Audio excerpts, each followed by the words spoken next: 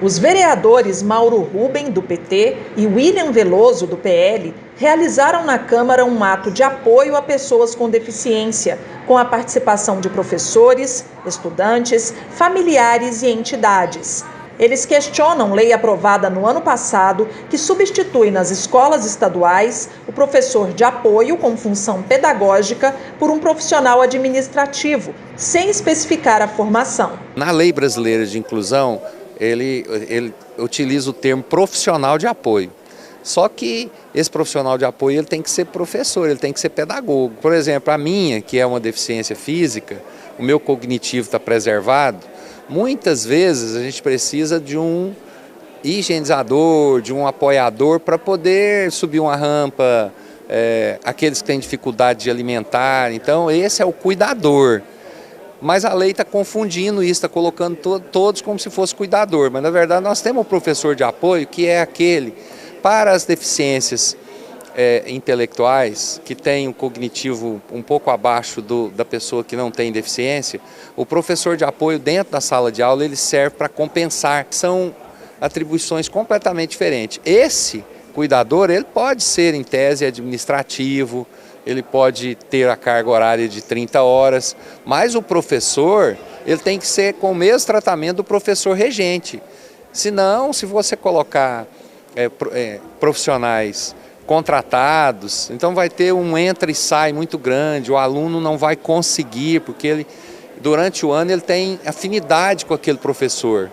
Tira aquele professor, fica trocando, perde o sentido, o aluno faz de conta que aprende e o profissional de apoio faz de conta que ensina. E é isso que nós queremos reconstruir aí, que a lei ficou, ela não ficou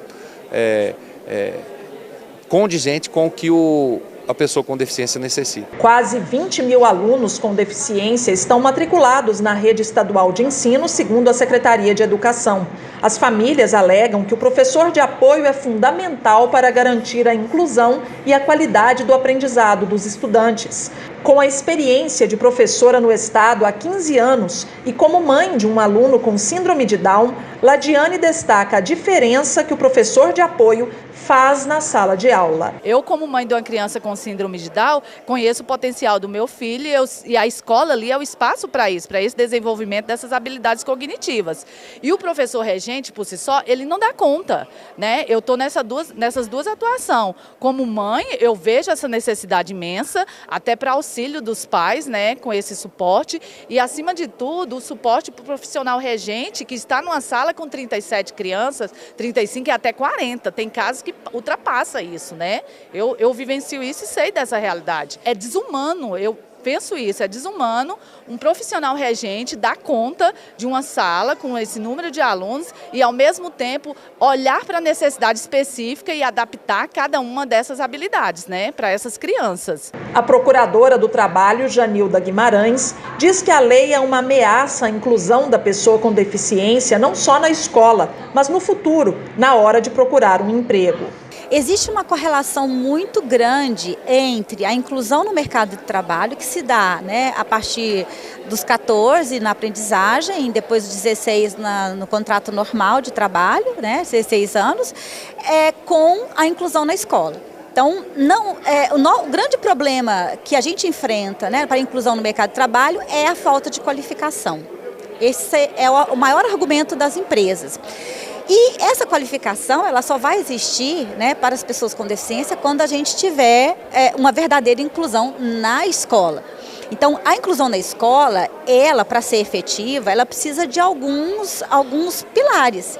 E um desses pilares é o apoio, o profissional, o professor ali de apoio que está auxiliando o professor regente, né, na condução desses alunos. A ideia que fica na gente, que eles querem conter o aluno apenas e tratar das questões que são dele fisiológicas apenas, né? Agora, a questão acadêmica não vai ser trabalhada. E numa perspectiva inclusiva, tem que ter um professor, inclusive, que faça a mediação do que o professor regente está falando para aquela criança na necessidade dela. Então, a pessoa que faz um decreto desse, ela não entende de inclusão. Entende? O movimento acredita que isso é exclusão. Como mãe de uma pessoa com deficiência, porque eu não só sou procuradora do trabalho, né, eu tive a experiência de conduzir a minha filha até a faculdade e eu sei da importância desses apoios, principalmente para as famílias mais pobres. Sara é professora da rede pública e aponta outro problema. Segundo ela, houve uma mudança também nas exigências para o funcionamento das salas de recursos multifuncionais, que atendem os alunos com deficiência no contraturno. É ofertado para esses alunos os serviços de atendimento educacional especializados nas salas de recursos multifuncionais. E, de acordo com o novo decreto, houve uma mudança no quantitativo de alunos para esse atendimento, para modular o professor para esse atendimento. Antes, 16 alunos dava direito a modular um profissional, né, com 40 horas para fazer esse atendimento.